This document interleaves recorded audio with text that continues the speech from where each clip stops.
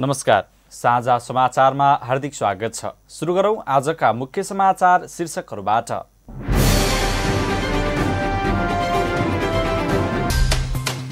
Budget पारित नहुने भएपछि मुख्यमन्त्री सहित सत्ता पक्षकी सांसदद्वारा बैठक बहिष्कार, मुख्यमन्त्री शंकर पोखरेलमाथि नैतिक दबाव बढ्दै।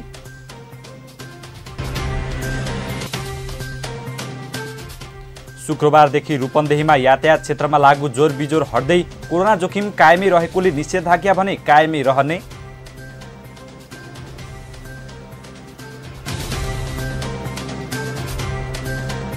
र शारीरिक सुगठन प्रतियोगितामा नेपाली खेलाडीलाई अमेरिकामा स्वर्ण पदक।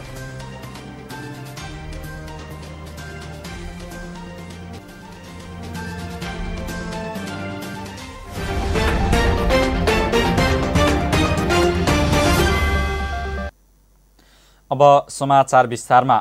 मुख्यमन्त्री शंकर पोखरेल सहित सत्ता पक्षका सांसदहरूले लुम्बिनी प्रदेश सभाको बैठक बहिष्कार गरेपछि बिहिबार साँझ 5:30 बजेका लागि बोलाइएको संसद बैठक बस्दै नबसी शुक्रबार दिउँसो 1 बजेसम्मका लागि स्थगित भएको छ। असार मसान्तभित्र बजेट पारित हुन नसकेपछि मुख्यमन्त्री शंकर पोखरेलमाथि नैतिक सङ्कट परेको छ।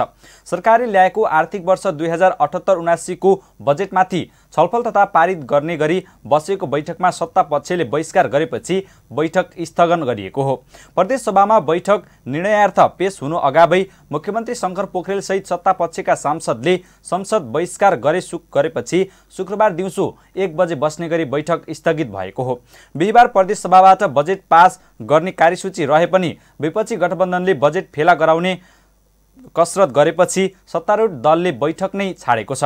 सहमतिको प्रयास गर्न माग गरेर सहमतिको प्रयास नगरी सत्ता पक्ष नै प्रदेश सभा बैठकै छाडेर हिँडेपछि नेपाली कांग्रेस सहितका विपक्षी गठबन्धनका प्रदेश सभा सदस्यहरूले आपत्ति जनाएका छन्।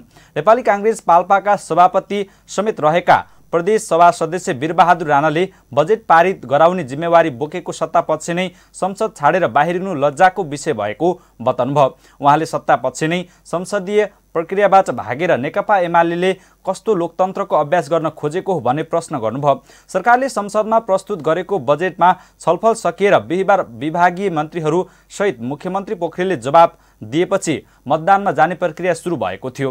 बिहिबारको बैठकमा सत्ता पक्ष र विपक्षीको आसनमा 41 जना सदस्यहरू उपस्थित रहेका थिए। रूपन्देहीमा शुक्रबारदेखि सार्वजनिक तथा निजी सवारी साधनमा जोर बिजोर प्रणाली हट्ने भएको छ। शुक्रबार बस्ने DCCMC को बैठकले निषेधाज्ञालाई अझै खुकुलो गरी सबै सवारी साधनमा जोर बिजोर प्रणाली हट्ने निर्णय गर्ने जिल्ला प्रशासन कार्यालय रूपन्देहीका सहायक प्रमुख जिल्ला अधिकारी कमल प्रसाद पाण्डेले जानकारी दिनुभयो। शुक्रबार दिउँसो 1 बजे DCCMC को बैठक बस्दैछ। सहायक प्रमुख जिल्ला अधिकारी पाण्डेले सवारी साधनमा जारी जोर बिजोर प्रणाली हट्ने बताउनुभयो। प्रशासनले रूपन्देहीमा निजी सवारी साधनलाई असार 8 गतेदेखि जोर बिजोर प्रणालीमा चल्न दिएको थियो भने सार्वजनिक सवारी साधनलाई सो नियम अनुसार असार 16 गतेबाट चल्न दिएको थियो। यस्तै कोरोना संक्रमणको दर केही बढेकाले तत्काल भौतिक रूपमा शैक्षिक संस्था, मेला, महोत्सव र भिडभाड हुने गतिविधि गर्न भने रोक लगाइने प्रशासनले जनाएको छ। अझै खुकुलो बनाएर निषेधाज्ञा भने थप्ने तयारी रहेको प्रशासनले जनाएको छ। रूपन्देहीमा पछिल्लो पटक थप गरेको निषेधाज्ञा बिहिबार राति 12 बजेबाट सकिँदैछ। बिहिबार नेपालमा कोरोना संक्रमणबाट मृत्यु हुनेको संख्या बढेको छ। बिहिबारको तथ्याङ्कले नेपालमा कोरोना संक्रमण फेरि बढ्न थालेको देखिएको छ। पछिल्लो 24 घण्टामा थप 1782 जनामा कोरोना भाइरस संक्रमण पुष्टि भएको छ। स्वास्थ्य तथा जनसङ्ख्या मन्त्रालयका अनुसार पछिल्लो 24 घण्टामा देशभरका प्रयोगशालामा गरिएको 8256 जनामा RT-PCR परीक्षणमा सो संख्यामा संक्रमण पुष्टि भएको हो। यस्तै 4512 जनामा गरिएको एन्टिजेन परीक्षणमा 894 जनामा संक्रमण पुष्टि भएको छ। पछिल्लो 24 घण्टामा कोरोना भाइरस संक्रमणका कारण 33 जनाको मृत्यु भएको छ। यो सँगै 9463 जनाको मृत्यु भइसकेको छ। पछिल्लो 24 घण्टामा 1575 जना संक्रमण मुक्त भएका छन्। अहिलेसम्म 94.50% संक्रमण मुक्त भएका छन्। गुल्मीको गुल्मी दरबार गाउँपालिकाका अध्यक्ष अशोक कुमार थापाको 74 वर्षको उमेरमा निधन भएको छ। उहाँको काठमाडौँमा उपचारको क्रममा बिहीबार बिहान 8 बजे निधन भएको गाउँपालिकाले जनाएको छ। गत फागुन 28 गतेदेखि स्वास्थ्यमा समस्या आएपछि उहाँ काठमाडौँमा रहेर विभिन्न अस्पतालमा उपचार गराइरहनु भएको गाउँपालिकाका प्रमुख प्रशासकीय अधिकृत लक्ष्मण पाण्डेले जानकारी दिनुभयो। उहाँको शव बिहीबार नै काठमाडौँबाट गुल्मी ल्याइएको पाण्डेले जनाउनुभयो। उहाँको स्वास्थ्यमा लामो समयदेखि फोक्सोमा समस्या देखिएको थियो। उहाँ नेपाली कांग्रेसको तर्फबाट स्थानीय तहको निर्वाचनमा निर्वाचित हुनुभएको थियो। यता नेपाली कांग्रेस गुल्मीका सचिव खिलध्वज पन्थीले पार्टीले एक असल र स्वच्छ छवि भएका व्यक्ति गुमाउनु परेको बताउनुभयो। थापाको निधनले नेपाली कांग्रेसलाई अपूरणीय क्षति पुगेको पन्थीले बताउनुभयो। थापा नेपाली कांग्रेस गुल्मी क्षेत्र नम्बर 1 का क्षेत्रीय सभापति पनि रहनु भएको थियो। समाचारको सिलसिला जारी नै छ, पालो विश्रामको।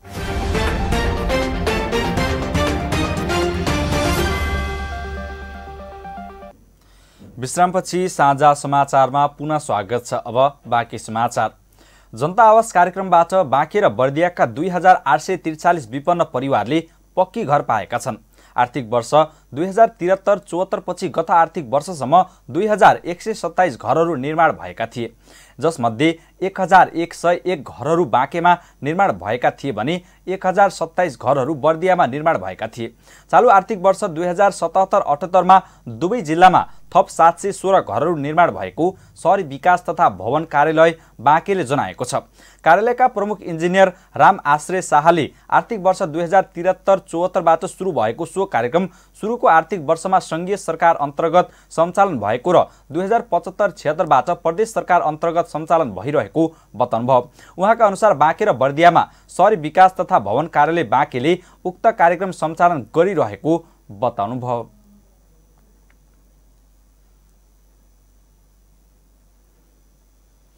बाँकेको नरैनापुर गाउँपालिकामा फेरि मलेरिया बढेको छ। स्वास्थ्य कार्यालय बाँकेका अनुसार जिल्लाका अन्य स्थानीय तहभन्दा नरैनापुरमा मलेरिया संक्रमितको संख्या अधिक रहेको छ। गत वर्ष साउनदेखि असारसम्म जिल्लाभर 42 जनामा मलेरिया देखिएकोमा 35 जना नरैनापुर गाउँपालिकाका बासिन्दा रहेको स्वास्थ्य कार्यालय बाँकेका मलेरिया निरीक्षक रत्नलाल शर्माले जानकारी दिनुभयो। राप्तीपारीको नरैनापुर गाउँपालिका र आसपासका क्षेत्रमा एक दशक अघि मलेरियाबाट 33 जनाको निधन भएको थियो। 2063-64 सालमा फैलिएको मलेरियाको प्रकोपबाट साबिक गंगापुरको सोनवर्षा, फतेपुरको पिप्रहवा र हेलियाको चौफेरीमा 33 जनाको निधन भएको स्वास्थ्य कार्यालय बाँकेले जनाएको छ। स्वास्थ्य कार्यालयका अनुसार पछिल्लो एक वर्षमा बैजनाथ गाउँपालिकामा 3 जना, कोहलपुर नगरपालिकामा 2, राप्ती सुनारी गाउँपालिकामा 1 र डडुवा गाउँपालिकामा 1 जनामा मलेरिया देखिएको छ। गुल्मी जिल्लाको चन्द्रकोट गाउँपालिकाले आयोजना गरेको सार्वजनिक सुनवाई कार्यक्रममा स्थानीय जनताले स्थानीय सरकारप्रति गुनासा प्रकट गरेका छन्। चन्द्रकोट गाउँपालिका वडा नम्बर 4 का कृष्ण थापाले बजारमा जडान भएका सडक बत्तीको उचित व्यवस्थापन नभएको भन्दै व्यवस्थापनमा स्थानीय सरकारको ध्यान नगएको गुनासो गर्नुभयो। यस्तै थापाले सडक विस्तार गर्दा खानेपानीका पाइपहरूको व्यवस्थापन नभएको र गाउँपालिका क्षेत्र भित्रै रहेको हाइड्रो पावर रहँदा पनि बत्ती मुनिको अँध्यारो जस्तै लोड सेडिङको मारमा पर्न बाध्य भएको बताउनुभयो। मजुवाका चिरन अर्यालले गाउँपालिकाले अल्पकालीन र दीर्घकालीन योजना बनाएर अगाडि नबढेको बताउनुभयो। गाउँपालिकाको विकासका निम्ति खाका तयार नहुँदा अन्यल जस्तै भएको उहाँको गुनासो छ। उहाँले कोभिड रोकथाम तथा नियन्त्रण गर्नका लागि आफूले अक्सिजन सहयोग गर्छु भन्दा पनि समन्वयमा गाउँपालिकाले वास्ता नगरेको बताउनुभयो। चन्द्रकोट गाउँपालिका 8 का रमेश भण्डारीले जनप्रतिनिधिहरू नै सार्वजनिक सुनवाईमा उपस्थित नहुँदा सार्वजनिक सुनवाईको महत्त्व कमी भएको बताउनुभयो। गुल्मीमा जीपले मोटरसाइकललाई ठक्कर दिँदा मोटरसाइकल चालकको मृत्यु भएको छ। धुर्कोटबाट सदरमुकाम तम्गास आउँदै गरेको V1 1943 नम्बरको जीपले तम्गासबाट छल्दीतर्फ जाँदै गरेको लु 55 प 7082 नम्बरको मोटरसाइकललाई अर्खलेमा ठक्कर दिँदा मोटरसाइकल चालक तानसेन नगरपालिका 14 का अन्दाजी 31 वर्षका सुदन पाण्डेको मृत्यु भएको जिल्ला प्रहरी कार्यालय गुल्मीले जनाएको छ। जीप चालक धुर्कोट गाउँपालिकाका 30 वर्षीय रामबहादुर थापालाई प्रहरीले नियन्त्रणमा लिएको छ। जीपमा सवार रेसुङ्गा नगरपालिका 12 का 30 वर्षीय अनिल विक, धुर्कोट गाउँपालिका 5 की 40 वर्षीय सिमकला विक, धुर्कोटकै 67 वर्षीय हरिप्रसाद भण्डारी घाइते भएका छन्। समाचारको सिलसिला जारी नै छ, पालो विश्रामको।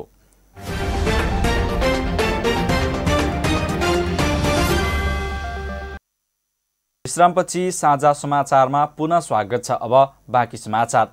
देशका विभिन्न पालिकाहरूले घरेलु मदिरालाई ब्रान्ड बनाउने तयारी गरेका छन्। अर्घाखाँचीको प्रहरीले भने झन्डै 800 लिटर अवैध घरेलु मदिरा नष्ट गरेको छ। सन्धिखर्क नगरपालिका वडा नम्बर 1 का विभिन्न स्थानमा लुकाई छिपाई मदिरा बनाउने स्थानमा गई छापा मार्दा बरामद प्रहरीले अवैध घरेलु मदिरा नष्ट गरेको हो। घरेलु मदिराका कारण समाजमा झैझगडा तथा हिंसात्मक गतिविधि बढ्न थालेपछि प्रहरीले घरेलु मदिरा बनाउने स्थानको खोजी गर्दा झन्डै 800 लिटर अवैध घरेलु मदिरा नष्ट गरेको जिल्ला प्रहरी कार्यालयका प्रहरी नायब उपरीक्षक अमर बहादुर थापाले बताउनुभयो। प्रहरीले बरामद गरेको मदिरा स्थानीय जनप्रतिनिधि र पत्रकारहरूको उपस्थितिमा नष्ट गरेको छ। बरामद गरेको मदिरा फोहोर अर्थात् खानयोग्य समेत नभएको प्रहरीको भनाइरहेको छ। घरेलु मदिरामा अखाद्य पदार्थ मिसाउने तथा खाँदा स्वास्थ्यमा गम्भीर असर पर्ने भएकाले सरकारले घरेलु मदिरा उत्पादनलाई अवैधानिक मानेको छ।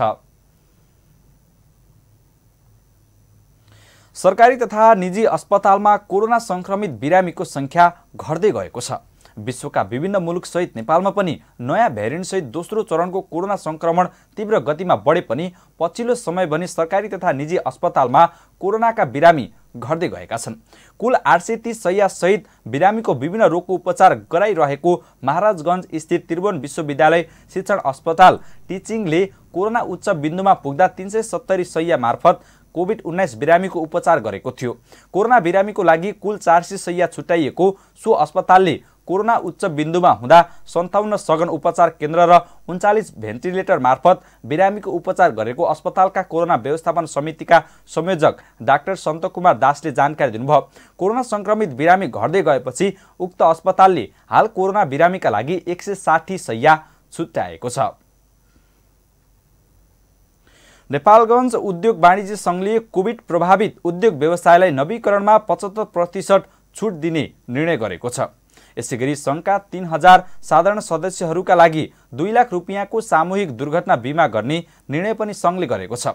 संघका अध्यक्ष अब्दुल वाहिद मन्सुरीको अध्यक्षतामा बसेको संघको बैठकले कोभिडले अधिकांश उद्योग व्यवसाय धराशायी बनाएको ठहर गर्दै प्रभावित भएका व्यवसायलाई संघमा नवीकरण गर्न आउँदा 75% छुट दिने र संघका सबै साधारण सदस्यको 2 लाखको दुर्घटना बीमा गर्ने निर्णय गरेको संघका महासचिव चिरञ्जीवी ओलीले बताउनुभयो।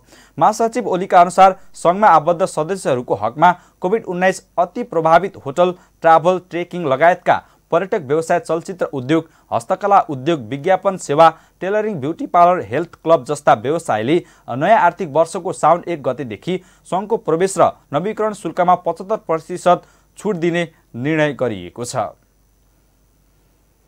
साझा समाचारमा अब अन्तर्राष्ट्रिय समाचार।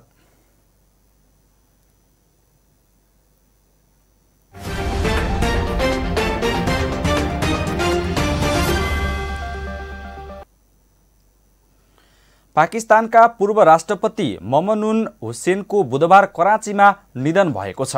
लामो समय बिरामी रहनुभएका उहाँको 80 वर्षको उमेरमा निधन भएको हो। पाकिस्तान मुस्लिम लीग PML को तर्फबाट राष्ट्रपति बनेका हुसेनले सन् 2013 देखि सन् 2018 सम्म पाकिस्तानको 12औं राष्ट्रपतिको रूपमा सेवा गर्नुभएको थियो। उहाँपछि पाकिस्तानी राष्ट्रपतिमा आसिफ अली जरदारीले 13औं पाकिस्तानी राष्ट्रपतिका रूपमा काम गर्नुभएको थियो। गत वर्ष फेब्रुअरीमा उहाँलाई क्यान्सर भएको पत्ता लागेको थियो भने केही दिनदेखि उहाँलाई कराँचीको एक निजी अस्पतालमा उपचार चलिरहेको थियो। उहाँको उपचारका क्रममा निधन भएको हो। हुसेनका श्रीमती र 3 छोरा रहेका छन्। राष्ट्रपति आरिफ अलवीले हुसेनको निधनमा दुःख व्यक्त गर्दै शोक व्यक्त गर्नुभएको छ। उहाँले उहाँको परिवारको पीडा पनि साझा बनाउनु भएको छ। PPML का एनका राष्ट्रपति शहबाज शरीफले पनि हुसेनको मृत्युमा दुःख व्यक्त गर्नुभएको छ। उहाँको शोक सन्देशमा भनिएको छ, हामीले अहिले पाकिस्तानलाई माया गर्ने एक असल व्यक्तित्वलाई गुमाएका छौं।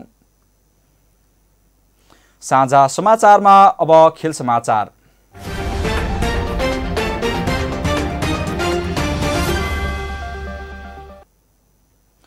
नेपाली खेलाडीहरू पनि अमेरिकी खेल क्षेत्रमा प्रवेश गरेर राम्रो नतिजा दिन थालेका छन्। यसको पछिल्लो उदाहरणका लागि उत्सव सिंह देखिनु भएको छ। सिंहले अमेरिकामा सम्पन्न शारीरिक सुगठन प्रतियोगितामा एकैसाथ 2वटा स्वर्ण पदक प्राप्त गर्नुभएको छ।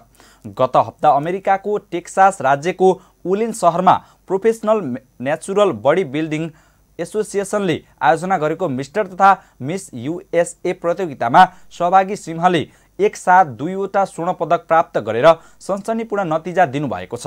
उहाँले पुरुषतर्फको फिजिक क्याटेगोरी र नोभिप क्याटेगोरी दुवैमा स्वर्ण पदक प्राप्त गर्नुभएको हो। उहाँको यो उपलब्धि नेपाल र नेपालीका लागि गौरवको कुरा हो। अमेरिकामा सम्भवतः नेपाली शारीरिक सुगठन खेलाडीले प्राप्त गरेको यो स्वर्ण पदक पहिलो हो। यो अवधि सँगसँगै अब उहाँ व्यावसायिक खेल खेल्नका लागि योग्य पनि हुनुभएको छ। यसलाई पनि उहाँले ठूलो उपलब्धिका रूपमा लिनुभएको छ। यिनै समाचारसँगै हामी समाचारको अन्त्यमा आइसकेका छौं। अन्त्यमा मुख्य समाचार फेरि एकपटक।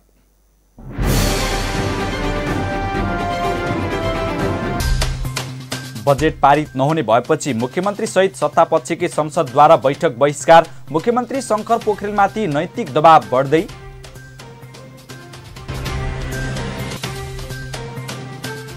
शुक्रबारदेखि रूपन्देहीमा यातायात क्षेत्रमा लागू जोरबिजोर हट्दै। कोरोना जोखिम कायमै रहेकोले निषेधाज्ञा भने कायमै रहने।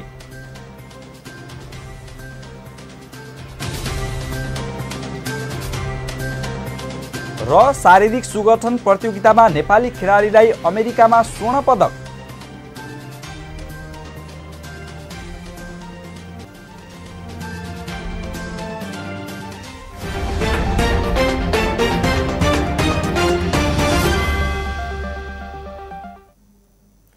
हवस् त, अहिलेका लागि साझा समाचार सकियो। अब हाम्रो भेट अर्को समाचार बुलेटिनमा हुनेछ। शान्ति र विकासका लागि तपाईँ हाम्रो एउटै भिजन साझा टेलिभिजन हेर्दै गर्नुहोस्। कोरोनाको जोखिम उच्च रहेकाले सबै स्वास्थ्य मापदण्ड अपनाई सतर्क रहौं। नमस्कार।